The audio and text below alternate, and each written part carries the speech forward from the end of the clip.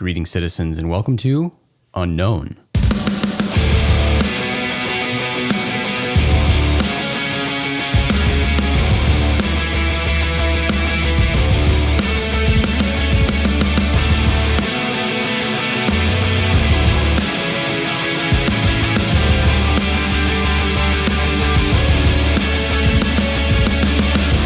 I'm Jason McClellan. Thanks for hanging out with me. I know it's been a short while since our last episode. The entire team here at Rogue Planet has been incredibly busy lately with all sorts of life stuff. And I don't have much time to hang out today, but I still wanted to squeeze in a quick show for you. Today, I thought we'd talk about the Bernie Sanders UFO comments that generated lots of headlines recently. On Tuesday, August 6th, Vermont Senator and Democratic presidential candidate Bernie Sanders was a guest on the Joe Rogan Experience, the very popular podcast hosted by Joe Rogan. Rogan loves the UFO subject, and he couldn't resist asking Sanders a UFO-related question. If you got into the office and you found out something about aliens, if you found out something about UFOs, would you let us know? Well, I'll tell you, my wife would demand that I let you know. Is your wife a UFO nut? No, she's not a UFO nut. It's just, Bernie, what is going on? Do you have any access to the records? You don't have any access? I don't. Honestly, No? I don't know. Okay. You let us know, though? All right, I'll be on the show. We'll announce it on the show. How's Please. that? It's fun hearing presidential candidates asked about UFOs, right? Of course, this isn't a new occurrence. Asking presidential candidates about UFOs seems to be somewhat of a normal thing these days. On Tuesday, December 29th, 2015, former First Lady and Democratic presidential candidate Hillary Clinton visited the office of the Conway Daily Sun, a free daily newspaper in New Hampshire.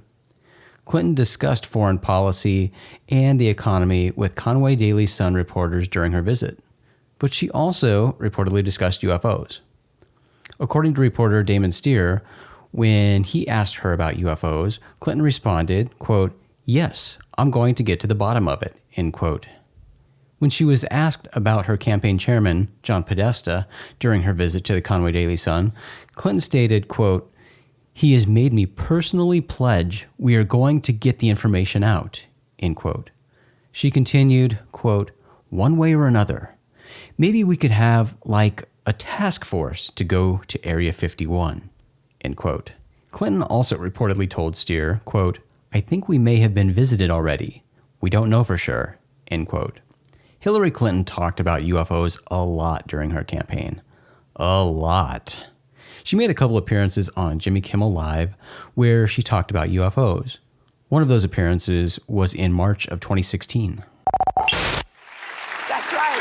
When we had your husband, President Clinton, on this show, he said, I asked him about UFOs in Area 51 and if he looked in, because if I was president, that's the first thing I do. I go right into those files and see what was going on. Right. And he said that he did do that. Yes. And that he didn't find anything. Well, I'm gonna do it again. Yeah, why not? Right? And you know, there's a new name. It's unexplained aerial phenomenon. Unexplained aerial phenomenon, Yep, really? Yep, UAP. That's the latest nomenclature. I like the old one. I like UFO. I don't know why. Well, I think we can use them interchangeably, but I would like us to go into those files and hopefully make as much of that public as possible. If there's nothing there, let's tell people there's nothing there. What if there is something there? Well, if there is something there, unless it's a threat to national security, I think we ought to share it with the public. Well, what if everybody's all hopped up on medical marijuana and everybody gets paranoid? I would love it. That's why I want more research. If you share it with me, I'll decide what is the best course of action. I really have my ear to the ground. In addition to being Hillary's campaign chairman, John Podesta was also Bill Clinton's chief of staff and counselor to President Obama. He is a strong advocate for government transparency when it comes to knowledge of UFOs and files related to UFO phenomena. When Podesta left the White House to begin working on Hillary Clinton's campaign, he publicly voiced regret over not being able to get government UFO files released to the public. President Bill Clinton made attempts to uncover UFO secrets while he was president. He specifically did some digging related to the 1947 Roswell UFO incident, as well as the mysterious military installation Area 51. The Clintons are always fun to talk about because their UFO interest is quite notable and quite public. But moving on to another presidential candidate who was asked about UFOs, during a Democratic presidential debate in October 2008, Dennis Kucinich was asked about a personal UFO sighting he had, which was met with much ridicule. This is a serious question. The godmother of your daughter, Shirley MacLaine, writes in her new book that you sighted a UFO over her home in Washington State, that you found the encounter extremely moving, that it was a triangular craft, silent and hovering, that you felt a connection to your heart and heard directions in your mind. Now, did you see a UFO?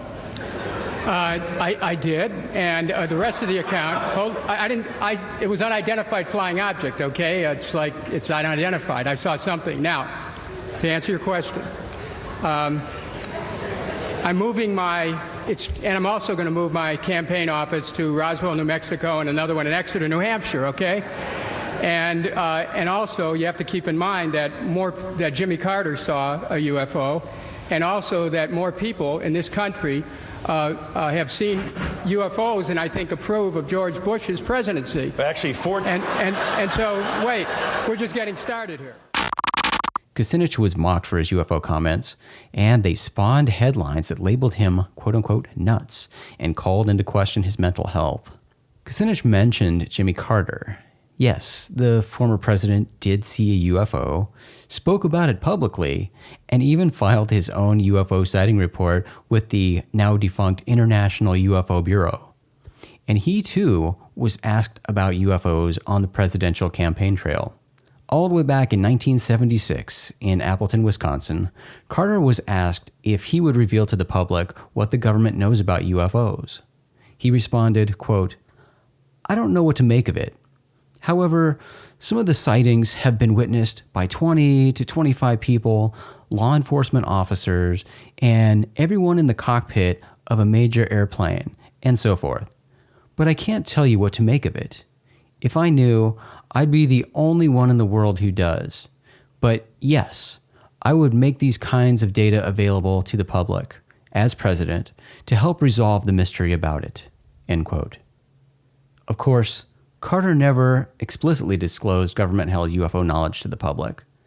However, thousands of pages of UFO-related government documents came to light as a result of Carter's improvements to the Freedom of Information Act system during his presidential tenure. This is just a very quick look at a few instances where presidential candidates have been publicly asked about UFOs. It's not a new thing, and there are several more examples. So do some research if you're interested in learning more about that.